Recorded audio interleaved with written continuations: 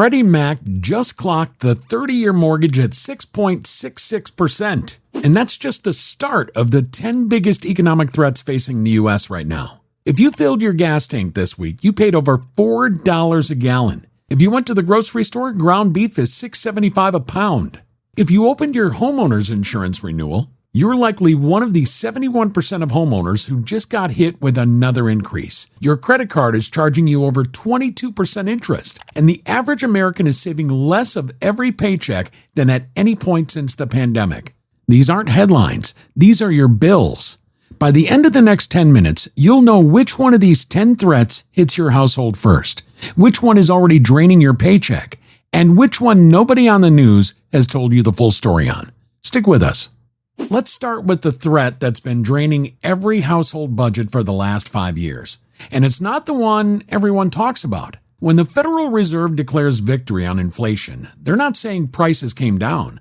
They're saying prices stopped rising as fast. In June, the Bureau of Labor Statistics reported consumer prices up 3.5% year over year. That sounds manageable, but here's what nobody explains. That 3.5% is stacked on top of a price level that's roughly 22% higher than it was in January 2020. Groceries, shelter, transportation, none of it went back. It plateaued at a higher altitude. Real hourly earnings did tick up 0.8% in June alone, but the cumulative gap between what wages recovered and what prices held is exactly what's squeezing household budgets right now. When roughly 70% of Americans tell CBS News they're struggling to afford food, housing, and health care, that's not a vibe, that's a math problem. Prices are permanently higher and paychecks are still catching up. Which brings us to the aisle where you notice it first, groceries. The June CPI report shows food at home inflation running at 2.7% year over year and food away from home at 3.4%. On paper, that's cooling. In reality, ground beef is averaging $6.75 a pound, eggs $2.19 a dozen. The food at home CPI index level is sitting at 321. That's roughly 55% higher than it was in 2019. And the U.S. Department of Agriculture still expects grocery prices to rise overall through the rest of 2026. That's not a temporary spike. That's the new baseline. If you're feeding a family of 4, you're spending 25 to 30% more on the same cart of groceries than you did before the pandemic. And wait, it gets worse. Because right behind the grocery bill is the household expense that's growing even faster. Insurance, homeowners insurance, auto insurance, health insurance. Insurify's 2026 homeowner report projects the average annual home premium at $3,057 this year, the 5th straight year of increases. Cotality, formerly CoreLogic, projects a 16% cumulative increase across 2026 and 27 combined. On the auto side, premiums have climbed 64% since September 2020. On the health side, ACA Marketplace benchmark premiums jumped 21.7% in 2026 after the enhanced federal subsidies expired. Home insurance now accounts for 9% of the typical homeowner's monthly mortgage payment, an all-time record according to Matic. And 71% of homeowners told Pew Research Center in May they'd been hit with a premium increase. Put a number on it. That $3,057 average premium is $255 a month coming out of the household budget just to keep the roof insured. 5 years ago, that number was closer to $180 a month. Nobody voted on that increase. It just showed up in the mail. Which lines up with the next threat on the list, the pump.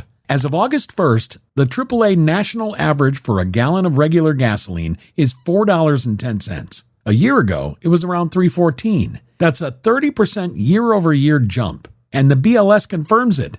The June CPI report shows gasoline prices up 26.7% year-over-year, and the broader energy index up 15.7%. If you fill a 15-gallon tank twice a week, that's roughly $1,500 more per year on fuel than you spent last summer. And higher gas prices don't stay at the pump. They ripple into transportation costs, into shipping, into the price of every product moved on a truck. So when grocery prices tick back up in the fall, this is part of the reason why. Electricity is up 4% year over year. Piped natural gas is up 3%. Every household energy line item is climbing at once. Before I hit you with the next 4 threats, the ones where the trap really tightens, do us a favor. Drop a comment below telling us which of these first 4 is hitting your household the hardest right now. We read every single one, and it shapes what we cover next. Now, housing.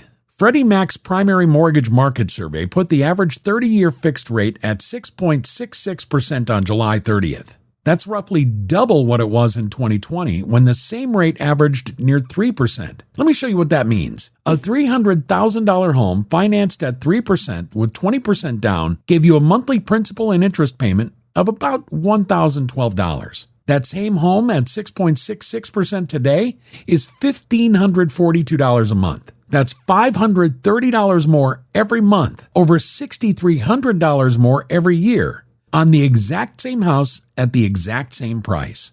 But prices didn't stay flat. The median list price is now $449,900, according to Housing Wire. Finance that at 6.66%, and you're looking at $2,313 a month, more than double the 2020 payment on a median home. The S&P Totality Case-Shiller National Home Price Index is up only 1.1% year over year, which sounds mild, but inflation ran 4.2% in May. That means home values have declined in real terms for 12 consecutive months. Homeowners are losing purchasing power on paper, and buyers still can't afford to close.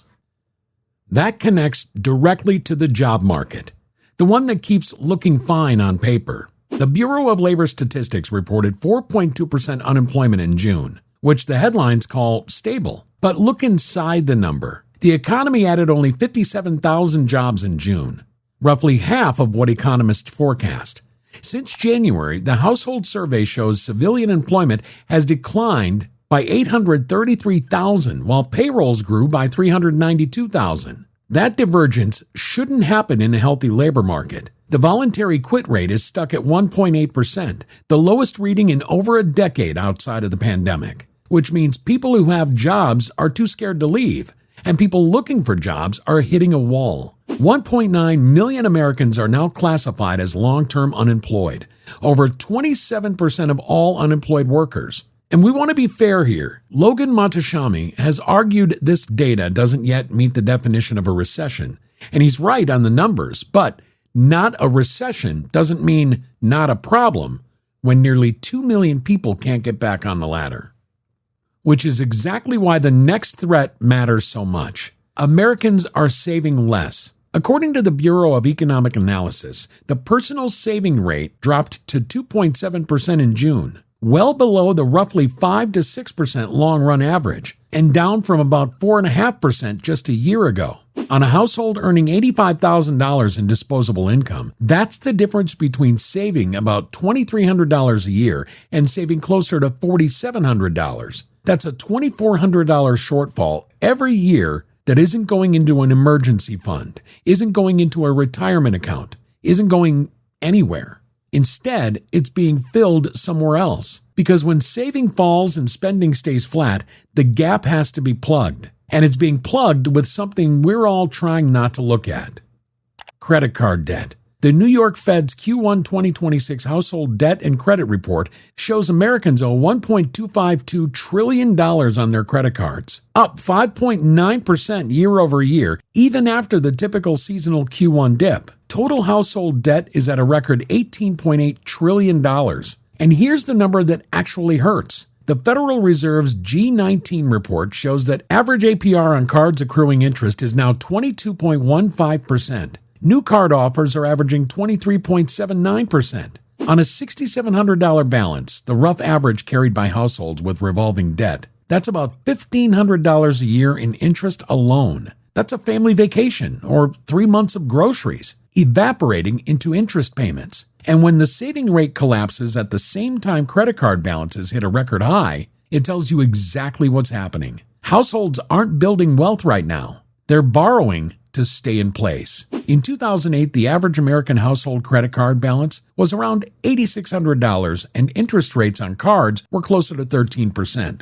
Today, the balance is lower, But APRs are almost double what they were the year the last credit cycle broke. When households borrow at 22% just to plug a saving gap, the math doesn't hold indefinitely.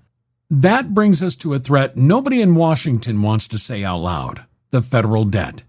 The Congressional Budget Office's baseline projects a $1.9 trillion deficit for fiscal year 2026, 5.8% of GDP, when the 50-year average is 3.8%. Gross federal debt sits at $38.6 trillion, and CBO projects it will hit $63.7 trillion by 2036. Interest payments alone crossed $1 trillion this year. Broken down per household, that's roughly $7,600 a year in interest cost for every American household. Money that produces nothing, builds nothing, just services the debt. Federal debt held by the public is on track to hit 120% of GDP by 2036, past the previous record set right after World War II. Here's the piece that makes it real. When the government has to keep borrowing at this scale, it competes with everyone else for capital. That keeps mortgage rates higher. It keeps auto loan rates higher. It keeps credit card APRs higher. Every threat we've walked through so far is being reinforced by this one. And that brings us to the last threat, the one that changes what kind of work is even available 5 years from now: artificial intelligence and automation. JP Morgan CFO Jeremy Barnum reported on the bank's earnings call that operations roles are down 4% and support roles are down 2%. While client-facing roles are up 4%. CEO Jamie Dimon said, on the record, "We have displaced people from AI." ServiceNow CEO Bill McDermott went further. He predicted new graduate unemployment could easily go into the mid-30s in the next couple of years. Research summarized by the Dallas and San Francisco Federal Reserve Banks shows a 13% drop in employment for college graduates aged 22 to 25 in AI-exposed fields. And here's the piece that matters most. AI isn't primarily firing established workers yet. It's blocking new workers from getting in. When the entry-level rung on the career ladder disappears, the whole ladder eventually breaks. That's not a 2030 problem. That's a 2026 problem, already showing up in this year's job numbers.